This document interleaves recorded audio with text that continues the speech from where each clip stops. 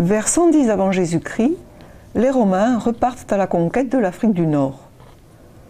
Ils débarquent à Utique et se heurtent rapidement aux tribus numides, dont un des chefs se nomme Jugurtha. Vers 45 avant Jésus-Christ, Salluste a écrit une histoire de ces batailles dans une de ses œuvres, la guerre de Jugurtha. Pour moi, tout a commencé au milieu du siècle dernier. Je suis né à Ouenza, pays minier à la frontière algéro-tunisienne. Mon enfance fut bercée de légendes que les conteurs autochtones transmettaient de génération en génération. L'une d'elles, racontée par les anciens, concernait un roi berbère, Jugurtha. Il aurait caché ses trésors et aurait été vaincu sur la grande Messa voisine, qu'on apercevait du côté tunisien et que les Romains auraient assiégée. Longue de 1550 mètres et large d'environ 700 mètres, elle domine la plaine et ses parois abruptes de 40 à 80 mètres de hauteur constituent un obstacle insurmontable pour accéder au plateau.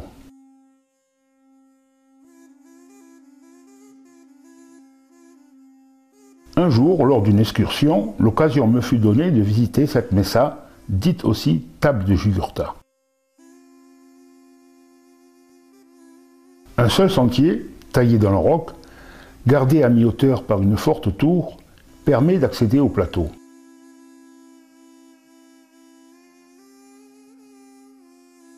Sur la table elle-même, un champ de ruines inhabité. Seuls quelques ânes et chevaux broutaient une herbe rare. Il régnait en ces lieux désertiques une atmosphère étrange, mystique, indéfinissable, qui m'a profondément marqué. Depuis le plateau, en regardant vers l'Algérie, on distingue, près du pic d'Ouenza, le mince filet d'eau de l'Oued Beleg, cet oued dans lequel nous allions parfois nous baigner.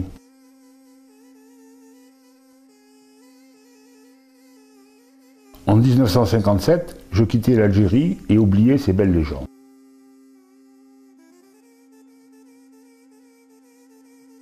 En 1993, je redécouvris le texte de Salluste, la guerre de Jugurtha. Je fus frappé par certains détails concernant les lieux d'une des dernières batailles des Numides. Les images de mon enfance me revinrent en mémoire. Je superposai le texte avec mes souvenirs. Salluste nous décrit les lieux du siège des Romains contre les Numides, près d'une rivière. Non loin de la rivière Moulouka, était, au milieu d'un pays tout en plaine, un rocher très haut avec une plateforme suffisante pour un fort, et un seul sentier très étroit pour arriver au fait, taillé à pic par la nature. Intrigué par ces coïncidences et par une note de l'éditeur qui plaçait cette bataille au Maroc, je décidai quelques amis, archéologues amateurs comme moi, à aller en 1994 voir sur les lieux. Arrivés au pied de la table de Jugurtha, nous entreprenons d'en faire le tour à la recherche du passage qui permit aux Romains de prendre les Numides à revers. Quelques failles étaient prometteuses, mais toutes nécessitaient un équipement d'alpiniste, sauf une que nous explorons, livre en main. Nous sommes en 104 avant Jésus-Christ et Salluste écrit: Un Ligure, simple soldat des cohortes auxiliaires, sortit du camp pour aller chercher de l'eau sur le côté du fort opposé à celui où on se battait.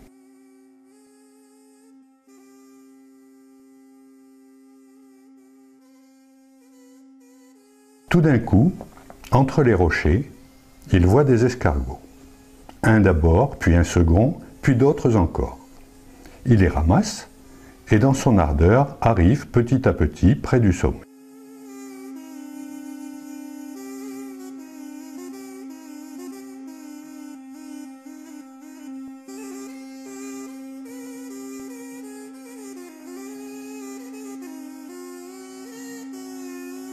Il observe qu'il n'y a personne et il veut réaliser un tour de force. un chêne avait poussé entre les rochers. Le Ligure s'appuie tantôt sur les branches, tantôt sur les parties saillantes du rocher. Il arrive sur la plateforme et voit tous les Numides attentifs au combat.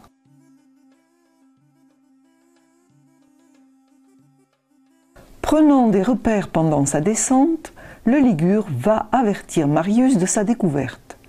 Celui-ci envoie quelques éclaireurs pour contrôler les dires du soldat.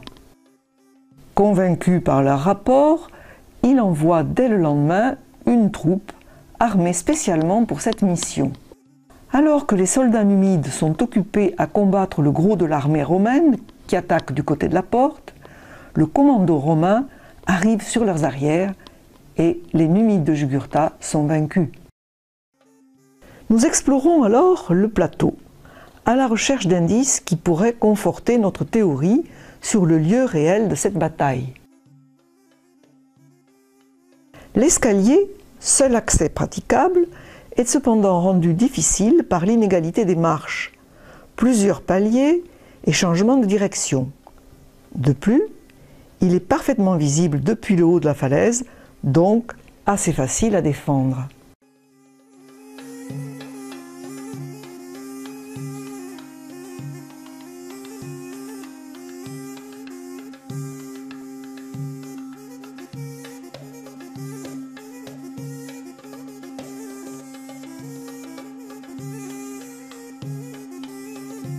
Au débouché de l'escalier, nous trouvons une série de grottes creusées dans la roche et reliées entre elles par des passages actuellement fermés par des pierres.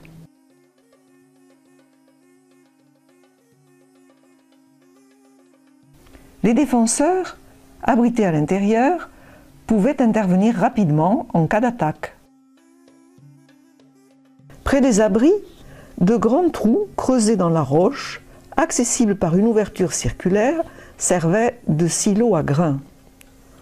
Autour du trou, une rainure déviait les eaux de ruissellement. Ces trous étaient fermés par une dalle. Celle-ci a été cassée.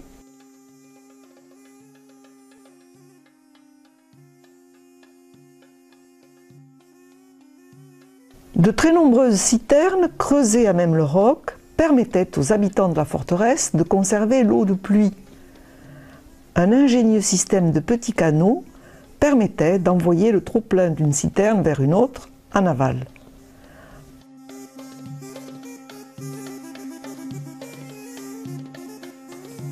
Un de ces canaux a été détruit par une fissure dans le rocher.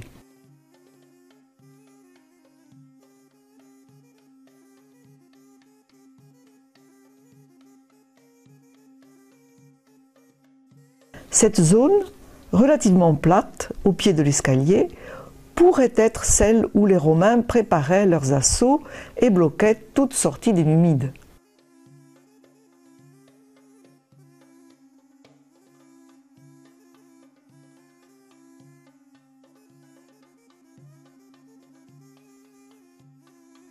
Alors que cette autre zone, légèrement en contrebas, pourrait avoir été le camp proprement dit des Romains.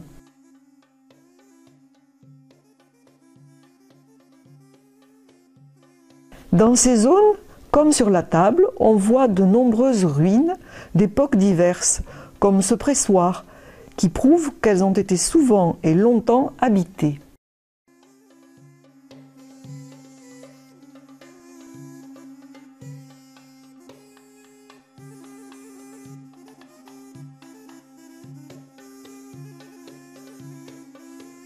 Autour de la table, on trouve même de nombreux dolmens et des escargotières fort anciennes.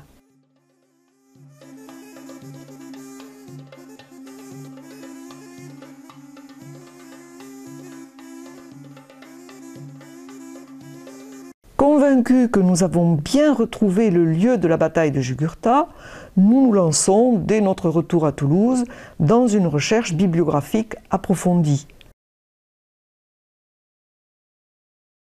La plupart des historiens pensaient reconnaître le fleuve Moulouka dans l'oued Moulouya, un fleuve côtier marocain. Cependant, deux détails embarrassaient les historiens. Salluste nous décrit certaines batailles que Métellus puis Marius ont livrées aux Numides à partir de leur arrivée en Tunisie. Celles de Vaga, de Zama, de Thala, de Kapsa. Ces batailles, bien localisées sur une distance inférieure à 200 km du nord au sud de la Tunisie, ont nécessité plusieurs campagnes, c'est-à-dire plusieurs années. Pour arriver au fortin où se situe l'épisode du Ligure, toujours selon les historiens, il serait donc parti à plus de 1500 km à l'ouest pour poursuivre Jugurtha, ceci en moins d'1 an. Cela paraît peu probable. Puis Marius reprit sa marche vers ses quartiers d'hiver. 4 jours plus tard, non loin de la place de Cirta, et Marius, après 4 jours de marche, arrive donc à Cirta.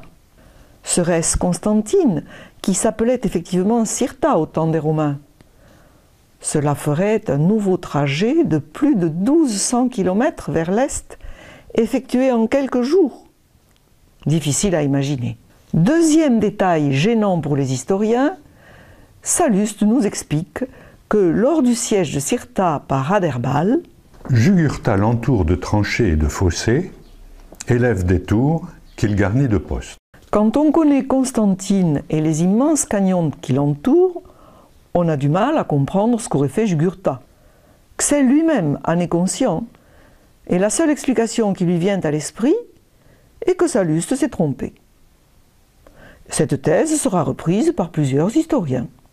Pourtant, si l'on sait que le Kef en Tunisie s'appelait aussi Cirta, et que l'on place la table de Jugurtha et le Kef Cirta sur une carte près des autres batailles des Romains, tout apparaît plus clair et logique en ce qui concerne les distances et les durées données par Salluste.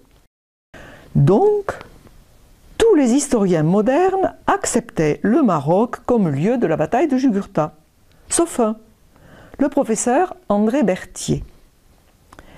Nommé pratiquement dès sa sortie de l'école des Chartes directeur du musée de Constantine et conservateur des archives de l'État algérien, il y resta de 1932 à 1973. En 1949, il rapporta dans une de ses œuvres une visite avec son ami Alexis Truyot à la table de Jugurtha. Son ami lui déclara alors: voilà la forteresse minutieusement décrite par Salluste, dont Marius n'aurait pu s'emparer si un soldat ligure n'avait découvert dans le rocher une large fissure où l'on put faire grimper un détachement d'élite.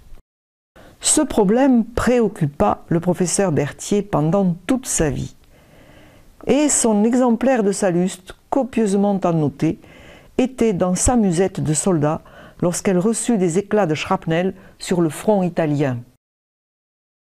Je contacte le professeur Berthier et lui fais part de ma découverte sur le terrain. Vous pouvez imaginer sa joie. Notre trouvaille confirmait totalement sa théorie qu'il avait bâtie à partir d'un énorme travail de recherche sur les textes latins et sur les cartes. Écoutez, faites comme moi, on ne va pas continuer à discuter, faites comme moi. Allez sur place, étudiez les campagnes d'abord, allez sur place ensuite, ou faites le contraire, et puis après on discutera. Jérôme Carcopino, tout en soutenant la thèse officielle, fit part à André Berthier de ses doutes, mais le laissa seul prouver sa théorie. La table étant hors de sa circonscription, André Berthier ne put continuer ses recherches. Ensuite, les événements d'Algérie lui interdirent l'accès à la table de Jugurtha. Convaincus d'avoir enfin trouvé le lieu réel de cette bataille, nous essayâmes de publier nos travaux. Hélas, c'était sans compter avec la chape de silence que font peser nos grands professeurs sur toute thèse ou hypothèse qui n'est pas strictement conforme au dogme officiel. Cependant, la vérité commence à éclater, et la thèse d'Abdel Bouchareb à Constantine ou celle de Mohamed Tlili à Tunis reprennent et défendent ces idées.